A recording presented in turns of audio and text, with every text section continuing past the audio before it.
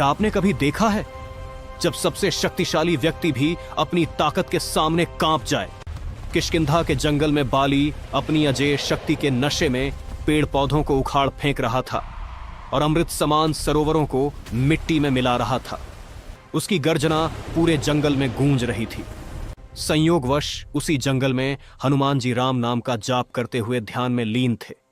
बाली की हिंसा देखकर हनुमान जी आगे बढ़े और बोले, हे बाली, इस बल के मद में क्यों इस जंगल को तबाह कर रहे हो?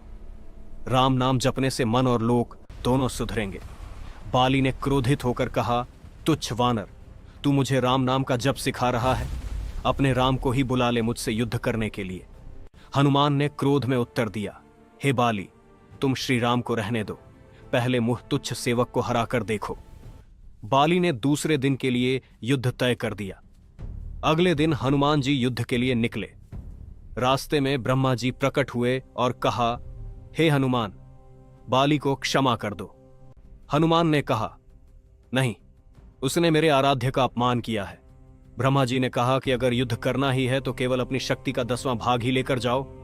हनुमान जी ने ब्रह्मा जी को सर झुकाकर प्रणाम किया और चल दिए। जब हनुमान बाली के सामने आए तो हनुमान जी का आधा बल बाली में समा गया। बाली का शरीर फूलकर फटने लगा। ब्रह्मा जी ने कहा, अगर बचना है तो हनुमान से जितना हो सके दूर भाग जाओ। बाली तुरंत वहां से भागा। आगे ब्रह्मा जी मिले और बोले, इतना भी बल सहन नहीं कर पाए तुम। यदि हनुमान अपने पूरे बल के साथ युद्ध में आते तो तुम तुरंत परलोक सिधार जाते। बाली समझ गया कि हनुमान जी का बल असीमित और राम भक्ति असाधारण है।